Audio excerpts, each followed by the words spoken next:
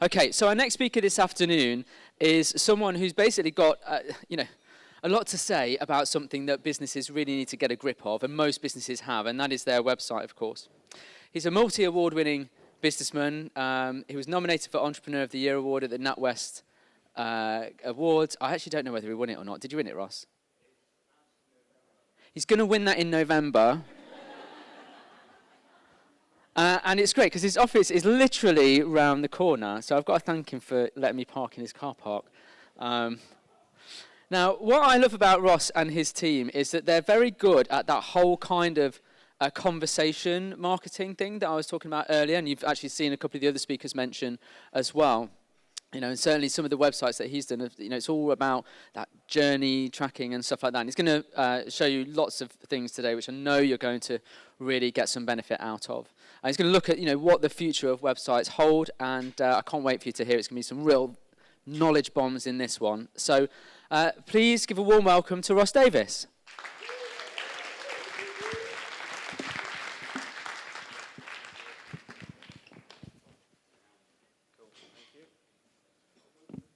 Hello, hello. I have a Wilco's bag. Leave that there for now. Hey guys, how are we? We all okay? Full up? Lunch? We all good? Cool. So,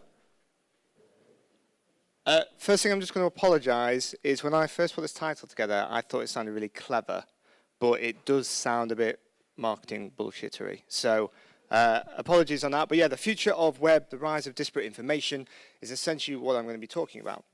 And the first thing, before we go into any more, is I want to make sure that you're aware that what you're about to dedicate your next kind of half an hour to. I think it's quite important. So the first thing we're going to be covering is what is disparate information, and that, again, that kind of bullshitty marketing term, and why you should be interested in it and what you can kind of do about it. We're going to do the really fun stuff of like future tech, and this is one that I kind of struggled with on where we should gauge it and what we should do with it. So the way I'm going to do it is I'm going to kind of start over here, and we're going to very much focus on some of the technology that's available now, what people aren't really using, and you can get ahead of the curve. We're then going to look at the stuff which is maybe a year or two down the line that you'll probably need heavy use of a developer, but you'd be able to kind of get it. And then the other stuff that's a couple of years away before we're kind of worrying about it, or even further, it's going to be expensive to do, but at least you kind of learn about it. And the hope of this kind of future tech approach that we're going to do is not necessarily to go on with this new shiny thing's going to change my business, it's going to do it, but it's very much a case of, can I add it into what I'm doing now, and is it going to help with the value? And then the last thing is, I personally think with the use of future tech and where we're going to go and the future of web, you'll eventually fall into one of two camps with these things that we're going to be offering. And we'll go into a little bit of detail on that afterwards. So first off, here's me with my beautiful little daughter, Isla, who's actually, little fact to learn this morning, is a day younger than Chris Mars, little girl Luna. And actually, I don't know where Tim is now, if Tim's still in the room, but not you, different Tim, the speaker. Here's my social proofing to pretend that this is the reason I'm here, that Tim also kind of referenced that we have to kind of put in your talk. So I'll kind of skim past all of that. Now, the first thing that I want to point out is Chris Marr this morning, if he's just over here in the corner, did a really amazing job of talking about that 0 moment of truth. And what Chris was talking about is this idea of, if we're going to be doing the 0 moment of truth, he wants to exactly control that content. He wants to give as much value as possible in as many different places as possible. So he might put content out on YouTube, he might put snippets out on Instagram about it, he might write a blog post on something else. Now, the difference with this kind of approach, which is the marketing approach, you control it, disparate information is slightly different, where you don't get to control it. It's user-generated content. So it's the Google reviews of what people are saying about you. It's what people are saying about you on social media rather than you exactly controlling that. And that's where the difference is. And actually, it's been quite nice that Chris has already kind of covered that you're going to create it yourself bit, so I don't need to worry about that. And I'm going to very much focus on this next step. And what I felt might be the easiest way of doing this is with an example. This is going to seem really weird now. So, hidden in the room is a tennis ball.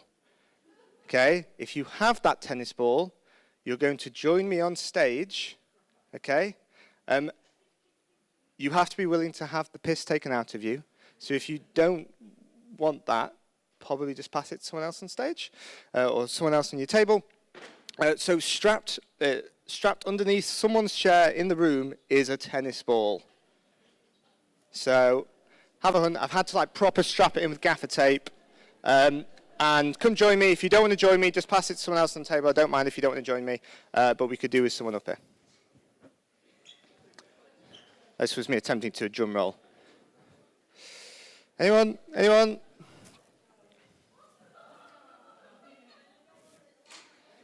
It's not going to be that bad, don't worry. Who wants it? You don't have to come up if you don't. Well, you do. Someone has to come up. Woo! What's your name? Armin. Armina. Cool. Armina, come up on stage. You do get a present from Wilco. It's quite exciting. It's more than a tennis ball. So, Armina, where are you from? I'm from London. And you've come especially here just for today? Yep. Cool, perfect. So Chris briefly touched in the first talk about all the different places that you might look if you were looking to buy one of their big fancy sheds. And Armina's going to have come here today to discuss, or not to discuss, but she's come here today. After this, she wants to go for a meal. So gone are the days where we would come along and we would just walk out of here and we would just wander in somewhere. It's not something that we do anymore. So I'm going to give you this a second.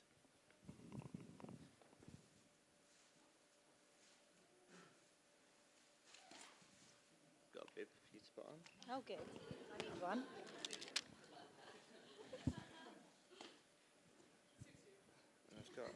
Thank you. Just hold those in each hand. Okay, perfect. So you look hungry. Are you hungry? I thought she might be hungry. So what we're going to do is we're going to help her make a decision on where she's going to eat by looking at disparate information sources. So rather than necessarily just visiting a website of a restaurant, an example might be that we would use TripAdvisor because that's user-generated reviews all about the business. So I want you just to take 30 seconds to discuss on your tables different places they might go. So yeah, TripAdvisor, Google. Have a think about other places that you would normally use. As a general rule of thumb, a person normally would look at 4 to 5 different places for them to make a decision on what they're going to do. So yeah, take 30 seconds, guys.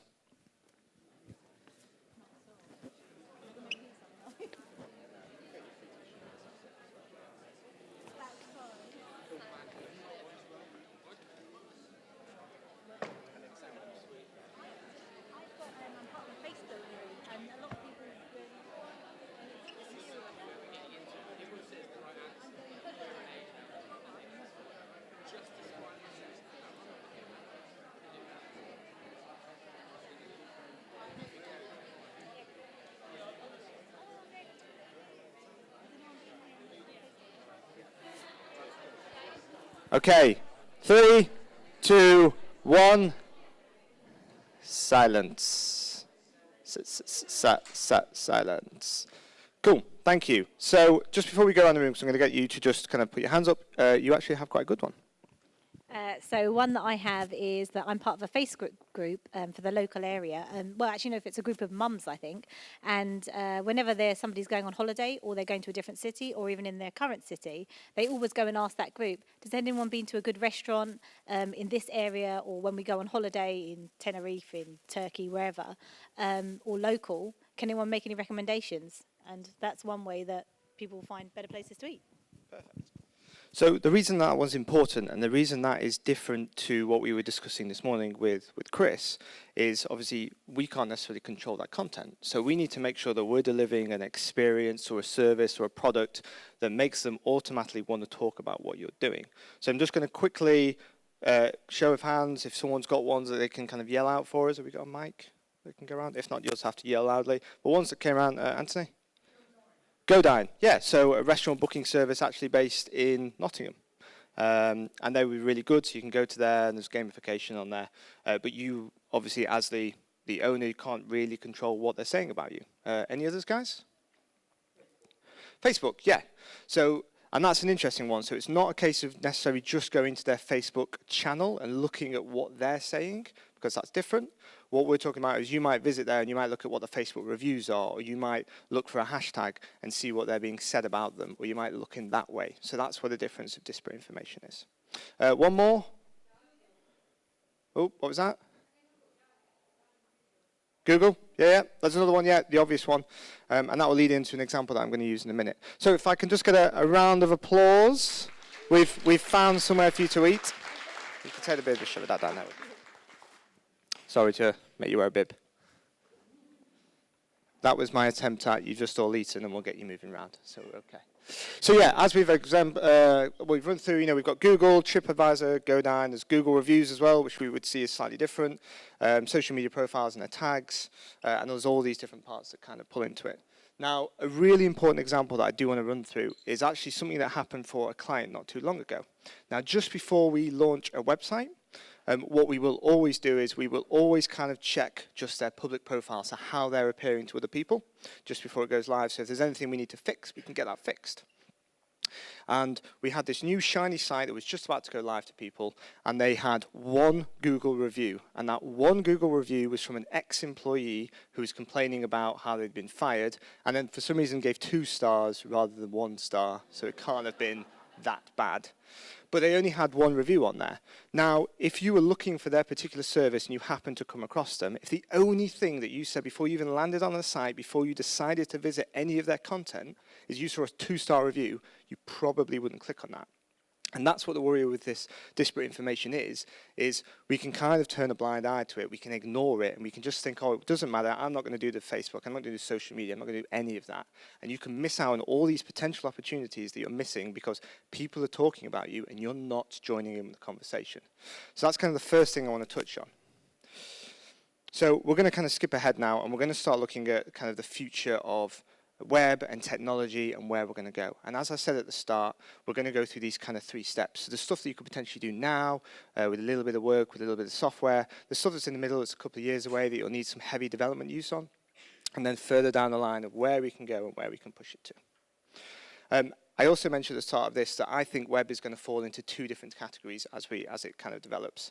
That will fall into this experiential option, again, 2 bullshit marketing terms, so apologies, or transactional. So the idea is that web can add to the experience of how you do stuff, or it can add to how easy it is to buy from you.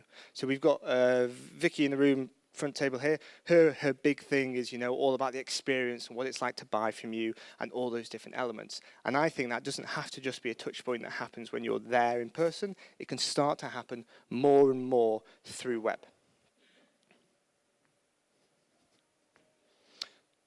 So the first one I want to introduce you to is the use of how senses are going to start being added into technology more. Now this is a case of there's 2 kind of parts that I'm going to touch on here.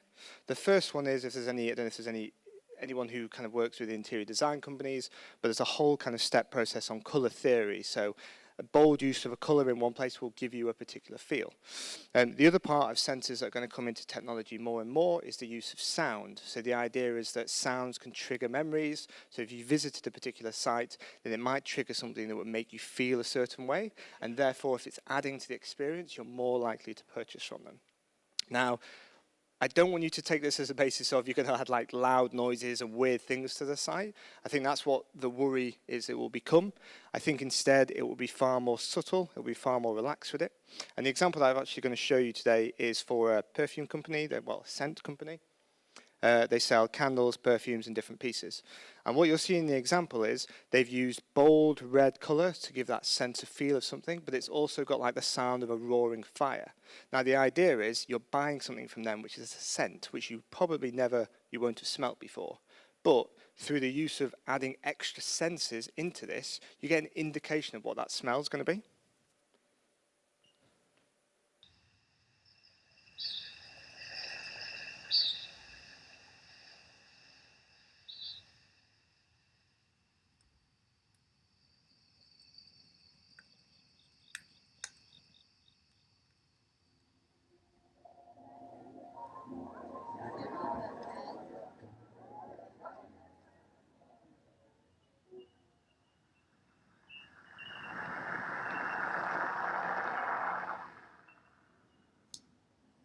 Now the worry is, or the idea is, could that be added into other options of what we have? So if you were to visit a cafe website, you might be able to have a live feed to your cafe to show how busy it is or to show the type of conversations that happen in there is one particular idea. The other sound might be that if you visited a hotel or you wanted to go to a spa, that it might play really soothing sounds, so it immediately makes you buy into that experience of being on their site. So that's one to potentially think about. Now, the next one that's really, really exciting, and this is something you can potentially do right now, is the use of reactive design based on user experience. So currently, we're very much basing this on someone goes onto my site and they click some buttons and then they interact with my site in that way. Now, the idea of interactive design is, for example, if there's a 60-second video that they have, if someone clicks that video and immediately leaves within the first 5 seconds, then the website probably doesn't change. It probably leaves it as it is, and they go, okay, well, they need to figure out their own way around this site. The next step might be, okay, they've watched about 30 seconds of the video, and they leave for whatever reason. So they might be really interested in what's just been said there, and they want to go look at it in more detail. Now, the site can take into account that it's watched 30 seconds of the video, and it can totally change what's being shown to them at that point. And then the same thing is, if they watch all the way through the video, then they can be shown, again, a completely different version of the site. So they don't need to click around the site. They don't need to go to a different place. You can show them the exact content you want them to based on how much they've interacted with your site already. And that's what's quite exciting. Now, the next one, and actually this slide is very much like a dedication to Paul over here. So Paul's very much the man that I would go to for anything to do with bots or help with that. But the idea is that conversational commerce is going to become more and more popular. So if you went into a shop, and especially if you go to like Italy or France, you rarely walk into a shop and they just leave you to it. They generally come up to you and go, like, what are you after? How can I help? What's that? So if you walk into a shop and you try to buy some black trousers, you would walk up to them and go, I'm after some black trousers, and they would go, right this way, sir. And then they would show you the trousers that they're after, you're after.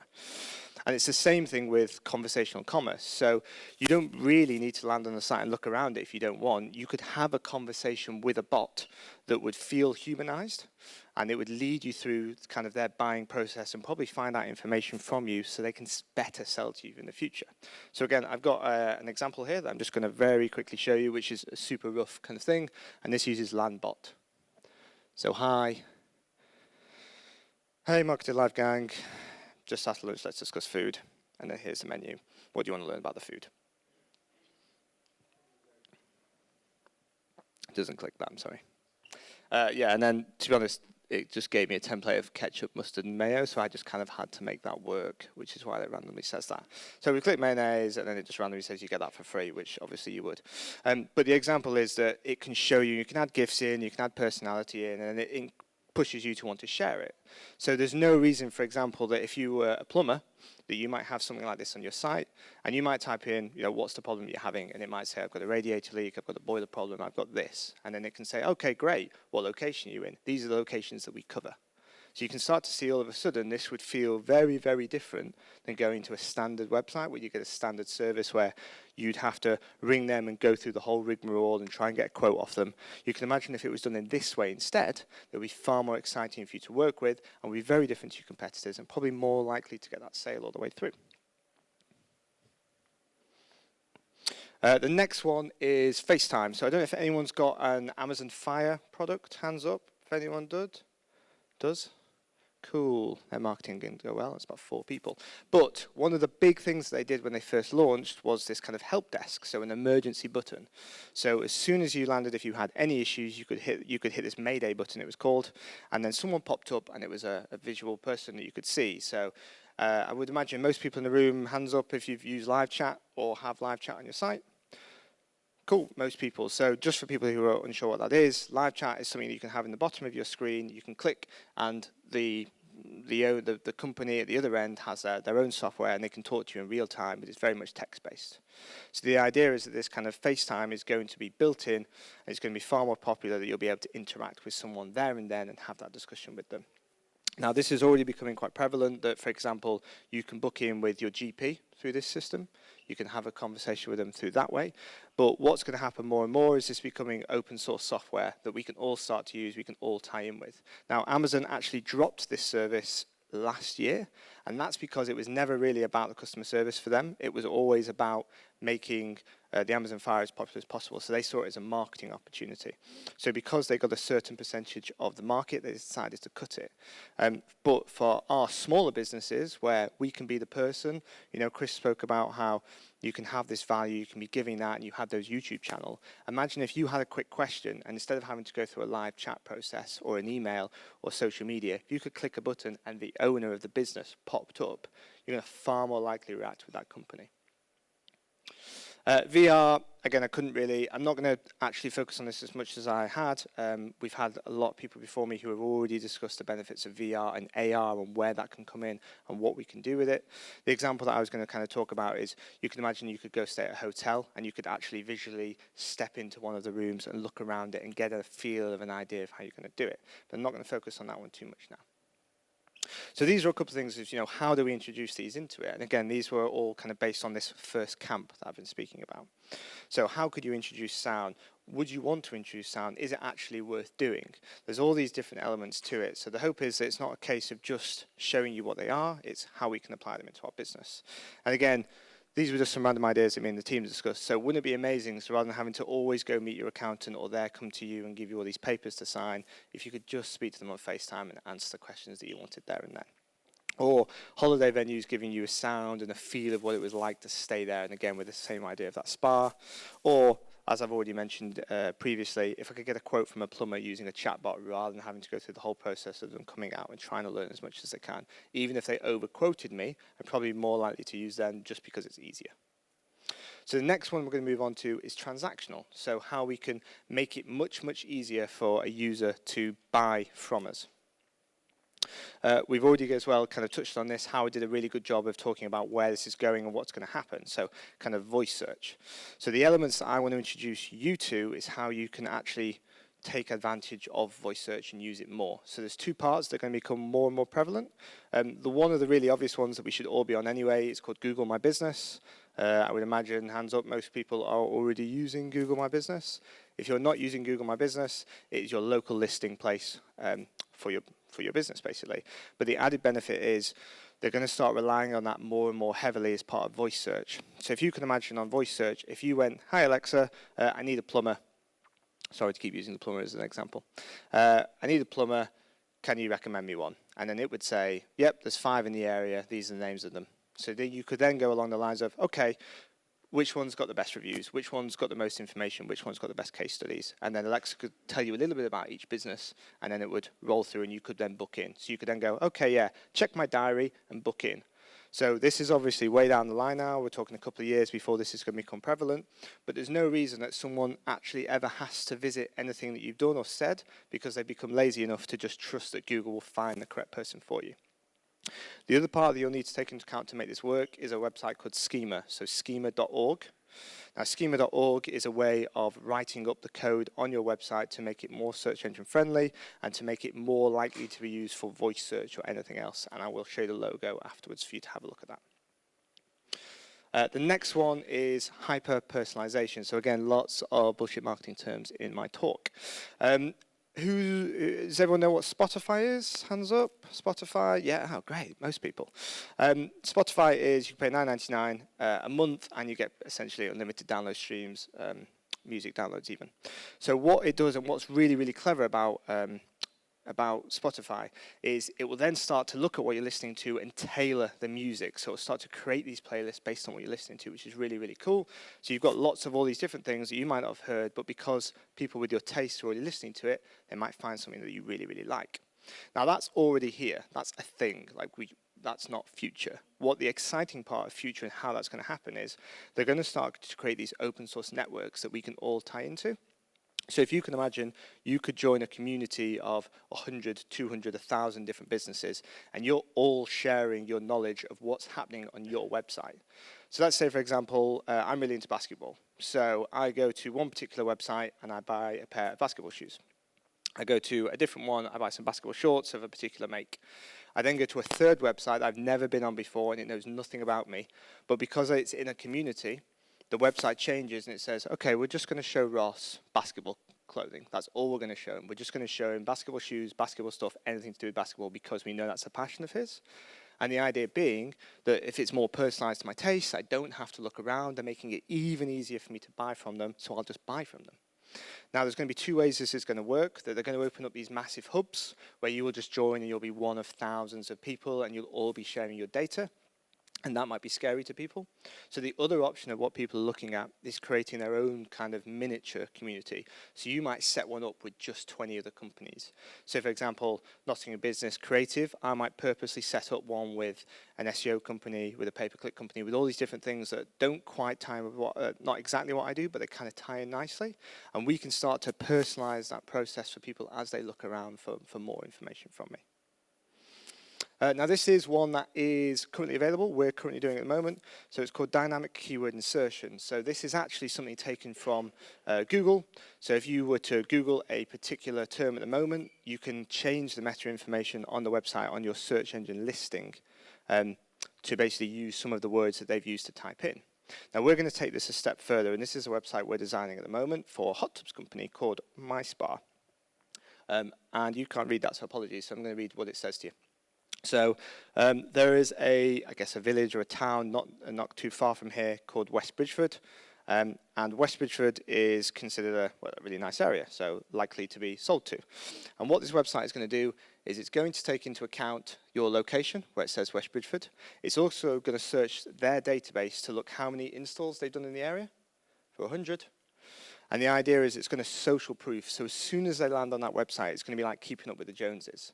So as soon as you land on that website, you're kind of like, oh, well, we've already done over 100 installs in your area. So it's automatically going to build that credibility. And then the other thing, we're going to take this a step further, is you'll see here it says we're only 30-minute drive from your location.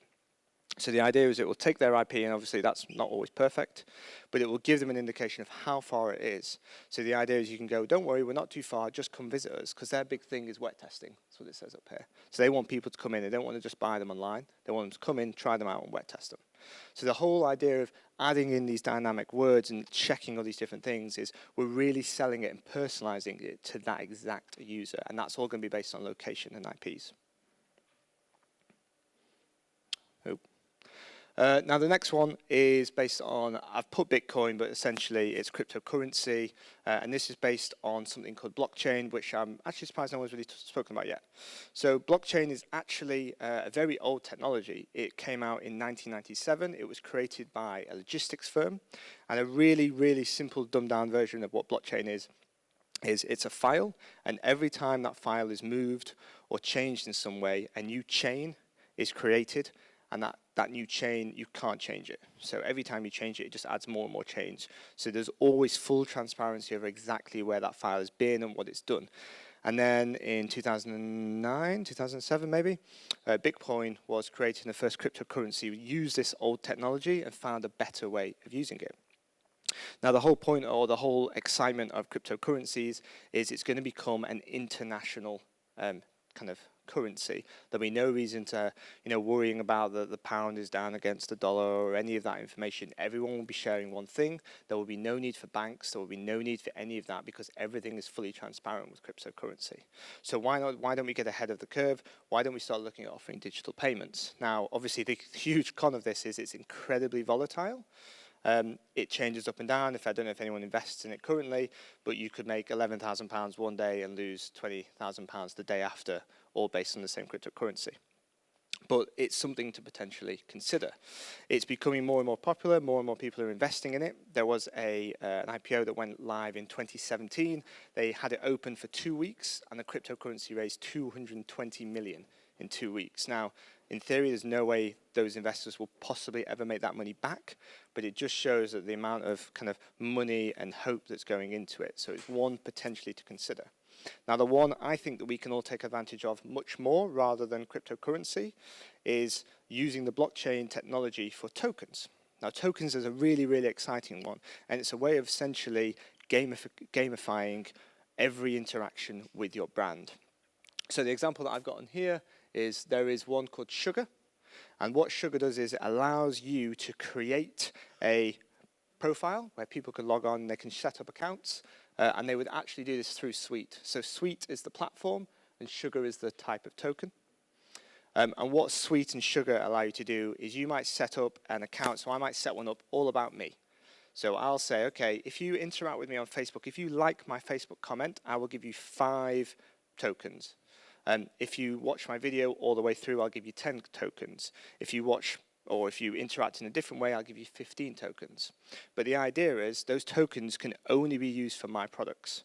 So the example that I've got here is Nike. So Nike sets one up. Again, you interact with them, you keep doing it, and then what they say is you can have a Nike t-shirt when you make 1,000 tokens. But the only way of getting those 1,000 tokens is by interacting with my brand. So you're just incentivizing them to use social media to spread the word about you. Now, this is already quite popular, very much in the music industry business. The biggest person, which kind of not surprised necessarily if you know him, is that will.i.am is one of the top users of Suite. And he's incentivizing all of his followers to interact with him on that and spread the word of his music and what he does. And then he's giving away things that, in theory, money can't buy. So he's giving away signed CDs or getting to meet him in person and all these different things. But there's no reason us as small brands can't be doing things like that as well, where we're giving away, I don't know, T-shirts or bottles or any of the merchandising that's at the back. There's a quick plug. But there's all these different things that we can potentially be doing. And that's one in particular that I would really, really want to kind of talk about. So these are a couple of the softwares that I would just say is worth checking out for you. Landbot, I don't know if Paul agrees. Landbot's pretty good from a bot point of view. It's pretty easy to work with. So you can create bots with Landbot, and you can create a free one to start with. The next one to check out and do create an account on is Suite, which is the one I've just spoken about. Now, I put Soapbox on here, but this kind of goes against it's how we're using it currently. So Soapbox allows you to record a video really easy and share it with someone. But it does have the ability in its API system for, depending on how much of the video they've watched, you can affect the website that they see. So you know how I spoke about this reactive design? That is already possible with Soapbox and some software called Wistia. Obviously, I've mentioned Google My Business before, which is going to come into account with Google Search, and schema.org, depending on how you pronounce that, is the other one that I was also referencing for that. And then the last one, which seems a little bit weird because I haven't touched on it at any point, but I did want to reference at some point, is the fact that we spend all this money and all these things on these shiny gadgets of setting it up and making it really easy to interact with someone through social media, and you know they pay you through PayPal, or they pay you through Stripe, and you get all this money, and then we still send our contracts in an email. They have to print them out, sign them, and then scan them and send it back. The number of tech companies that I work with that still do this for me. So I've just inserted Adobe Sign because it's a really easy way of kind of doing that as well. And that's it, guys. So thank you. I am 2 minutes over. Apologies. That's it. Obviously, feel free to get in touch with me on my Instagram. It's Ross Alex Davis, all one word. And I do have a book available as well, all about what I've spoken about. Thank you very much.